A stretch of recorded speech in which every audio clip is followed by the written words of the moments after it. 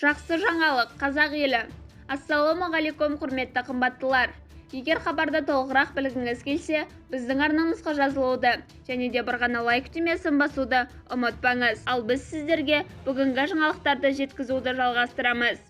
Қазақстанда ынтымақты және базалық төлемдерді қосқанда зейнетақының орташа мөлшері 120 659 теңгені құрады, деп хабарлайды бүгін КЗ порталы Спутник КЗ сайтына сілтеме жасап.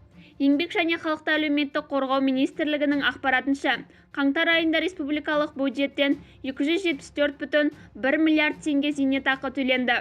Оның ішінде базалық зейнетақы 84,2 миллиард теңге, ынтымақты зейнетақы 189,9 миллиард теңге.